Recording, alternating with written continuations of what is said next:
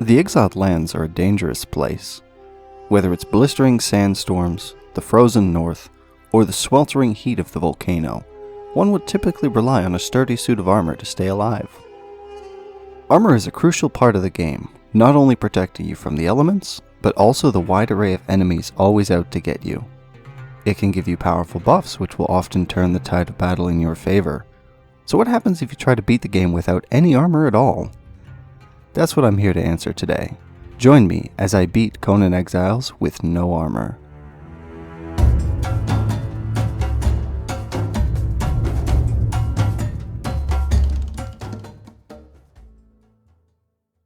In the last video, I managed to get my hands on 2 complete artifacts, a pace I want to keep up with moving forward. After a bit of inventory cleaning and making some potions for a damage bonus, it's time to head out. As usual, every boss in a 10-mile radius is driven to extinction, and in the spider cave I get my hands on a strength bow. Not a bad find. I'm not too big into bows, but I'll run with it, I guess. One more stop at our old friend, and then it's on to a different spider cave. I like this one. It feels more grand and imposing, and the boss is different too. Still dead though. And the chest in here was a dud weapon.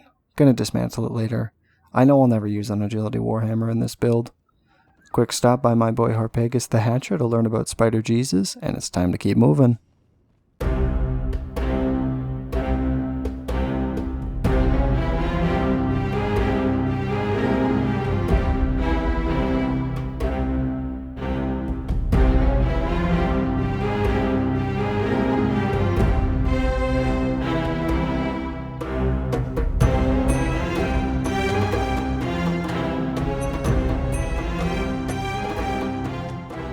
Where are we going, you ask?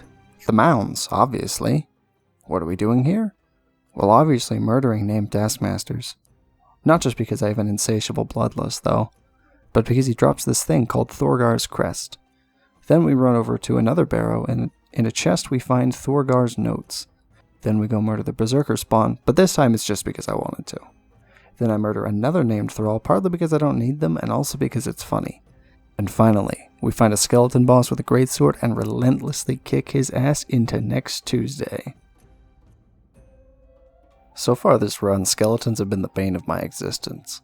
I ran it a lot last time about how much I hate them, and I've been avoiding fighting them whenever I can. That all changes today. See, the whole thing about collecting Thorgar's stuff was all just a ruse. It just unlocks an armor set recipe, big whoop. I can't do shit with that. But what I can do shit with is Spectre Coating, which is the best substance ever created. And it just so happens that the Cimmerians here at the mounds drop a ton of the good stuff. I want to fight the undead dragon today, and Spectre Coating is going to help me do it well. But I'm getting ahead of myself. There's also an artifact right here at the mounds, or rather, just slightly west of it.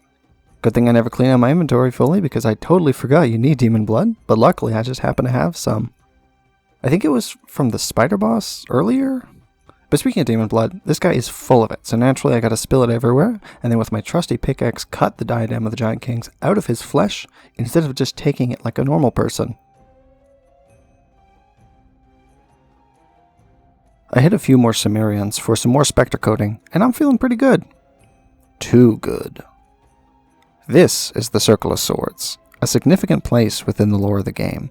The Archivist was killed here, but more relevant to us, it's also the home of Rotbranch, the second scariest motherfucker in the exiled lands. He slaps him around like the little bitch I am, and I flee for my life. We ride back into the desert, and with my dignity shattered, I start thinking about heading home to unload and prep for the dragon fight. However, Chapter 4 is coming out soon, and I'm pretty hyped for the new Jebel Sog stuff, so fuck it, we ball. I'm in the Midnight Grove now. This isn't part of the challenge, I just want to do it. And it's got more legendary chests at the end of it. I honestly never really come here for most playthroughs. I forgot how much of a vibe this place is. Just look at the style. It's dripping with aesthetic. Also very easy enemies. I mow through the fodder with ease. First boss up, a big panther. He's not so bad. Dead. Next up, monkey. Dead. The bull puts up a bit more of a fight, but in the end too, he's dead. Sometimes you just gotta remind animals why humans are top of the food chain. At the end we fight a furry, and he too gets clapped with ease. My slaughter has been noticed by God, who I also try to put one between the eyes of. He ignores it and monologues about how I'm his chosen one or something. So I chop up and eat his last chosen one, and I hope one day someone does the same to me. Finally, I get what we came here for, legendaries. Irony strikes as I get my second soul spiel, but still no Mistborn. One portal later, and we're in Seprimero, immediately outside of another dungeon. Do I? No, absolutely not. Maybe one day, but that place is a bit too much of a risk for me right now. I gotta get home with all this loot. I can't afford to be distracted by any more dangerous areas that could make me lose my stuff. I'm in Warmakers now. I just kinda blacked out, I guess. But fuck it, we're here, might as well run it. And run it I do. That Spectre coating makes quick work of the first boss. Heading in, this one is a bit harder. Not so much because the boss is harder, but because he has so many other skeletons in here. I thin the swarm as best I can, but I can't even heal half the time because of the archers, and my horse is doing a terrible job at kiting for me.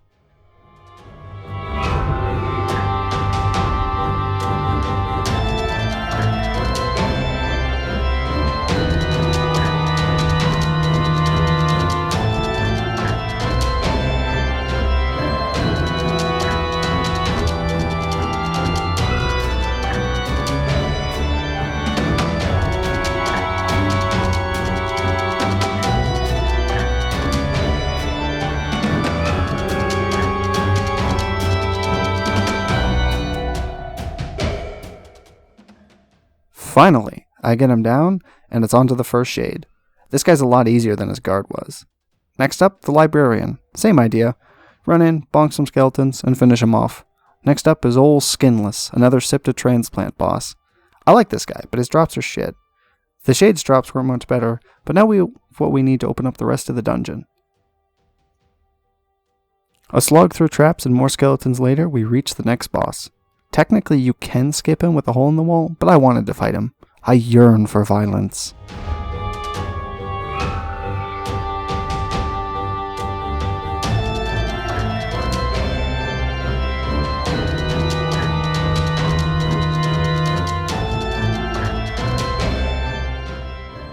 I end up going through the hole in the wall anyways, and it's finally the moment you've all been waiting for. Many people would consider the Arena Champion to be the hardest boss in the game, and I am naked and solo. So just for you all, enjoy this rock cut. My palms are actually like super sweaty right now. Fuck it. We ball.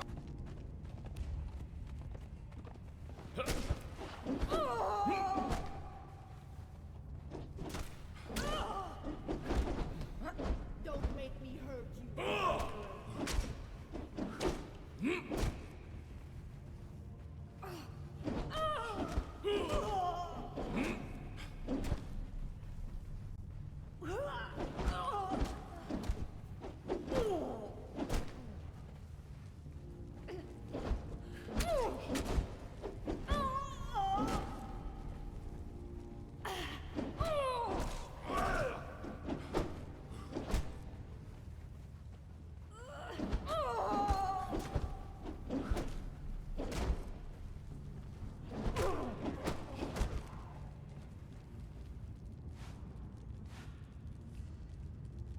Well, actually, she was like super easy.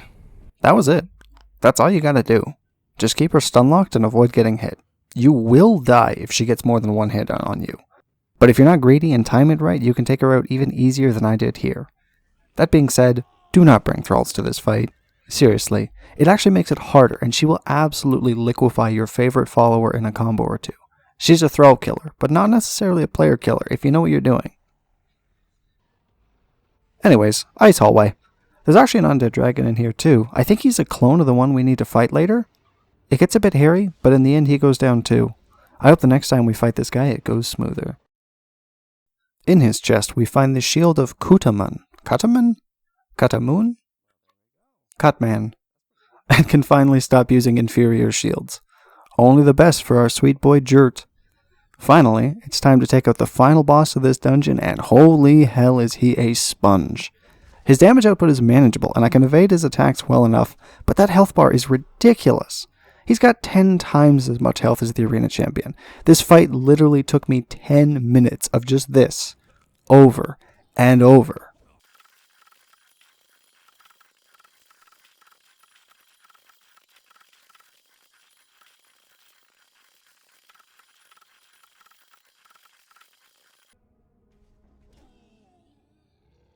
Finally, it's time for the spoils.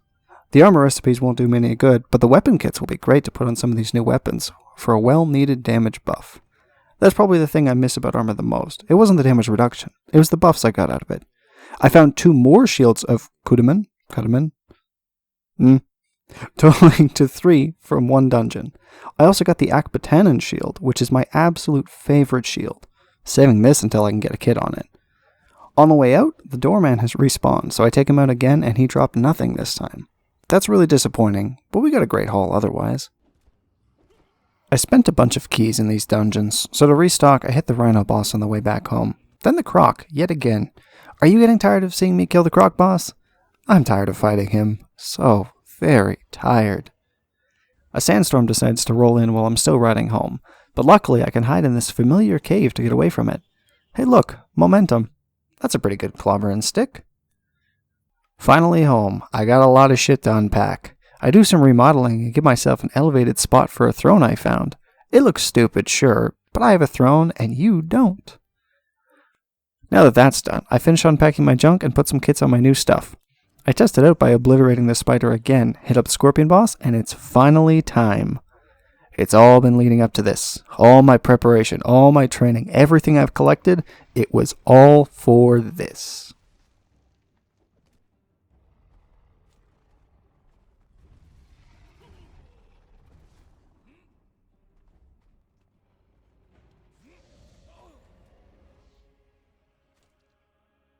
And I'm dead. That went so much worse than last time. No matter. New war paint and we're off again. One run of shame later, I drop down the hole of pain and it's attempt number 2. For some reason he doesn't notice me, which is great. Gives me time to clear out the fodder skeletons in the area, reapply a Spectre coating, and get ready to go again.